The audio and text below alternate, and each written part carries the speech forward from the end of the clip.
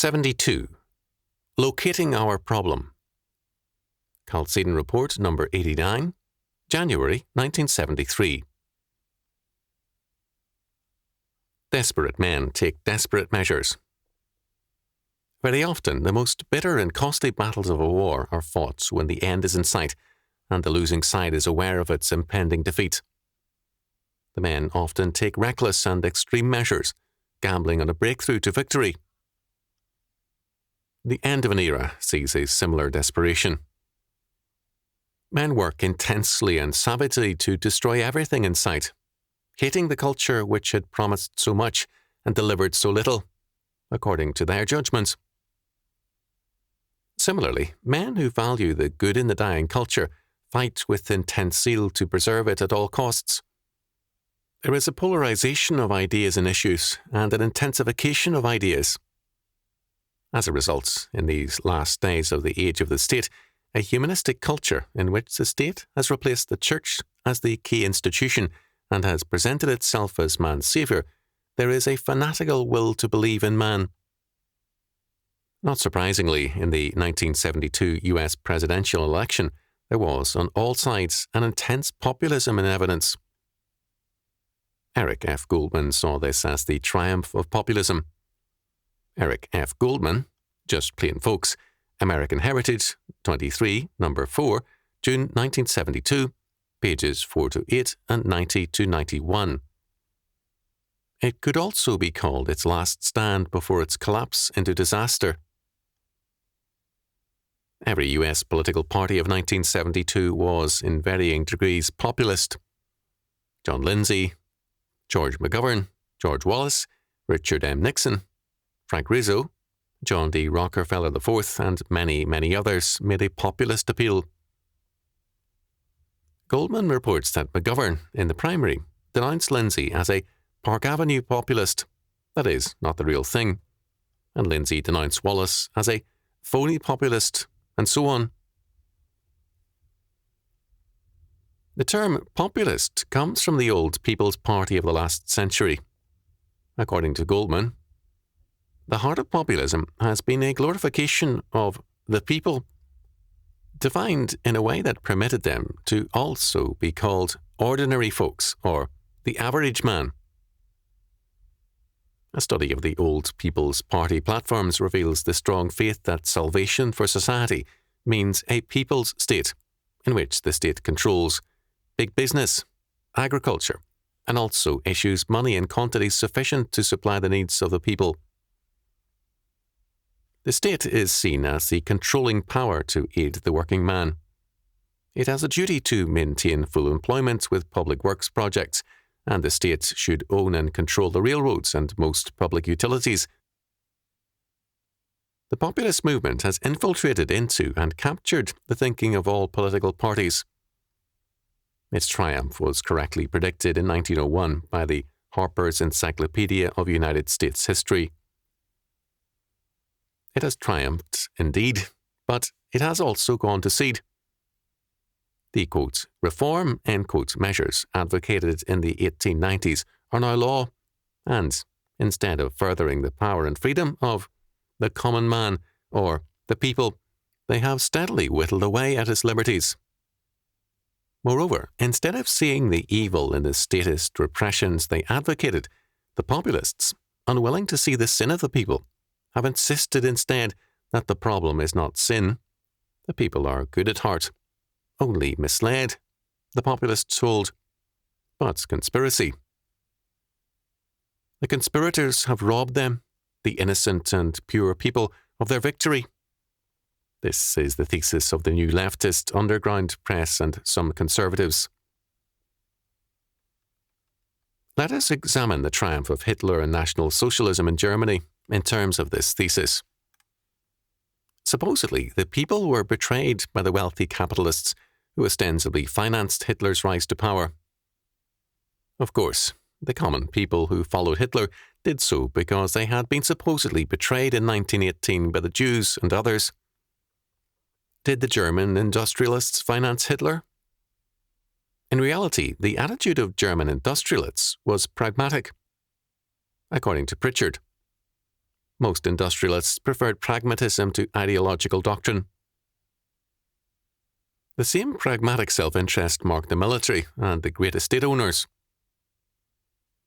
The contributions of German industry to the Nazi Party equalled only a small percentage of the amount they gave to Hitler's opponents until he became Chancellor.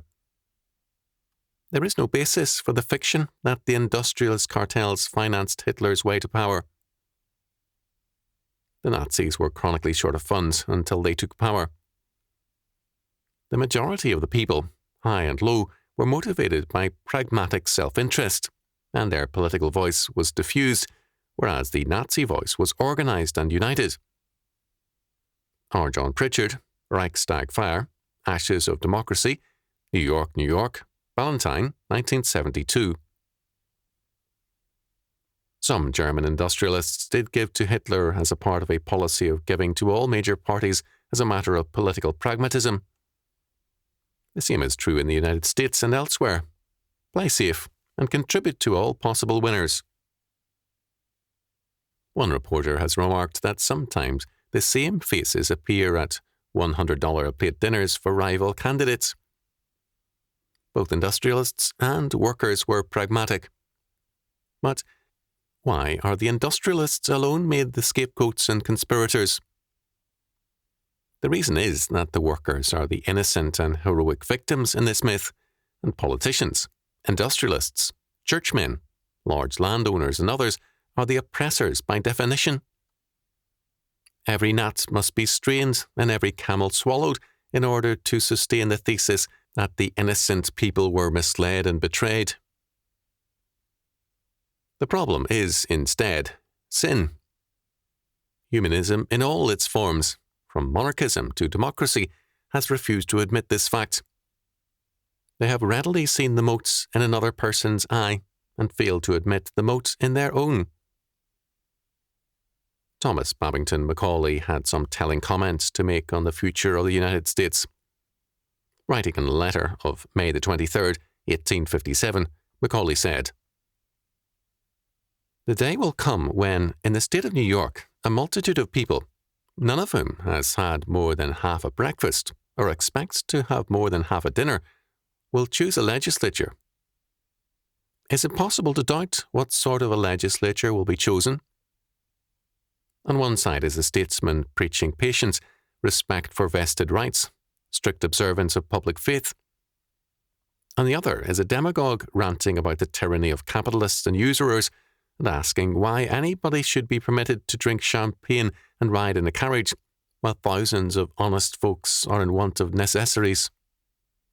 Which of the two candidates is likely to be preferred by a working man who hears his children cry for more bread? I seriously apprehend that you, Americans, will, in some such season of adversity as I have described, do things which will prevent prosperity from returning, that you will act like people who should, in a year of scarcity, devour all the seed corn, and thus make the next a year not of scarcity, but of absolute famine. There will be, I fear, spoliation. The spoliation will increase the distress. The distress will produce fresh spoliation. There's nothing to stop you. Your constitution is all sail and no anchor. As I said before, when a society is entered on this downward progress, either civilization or liberty must perish.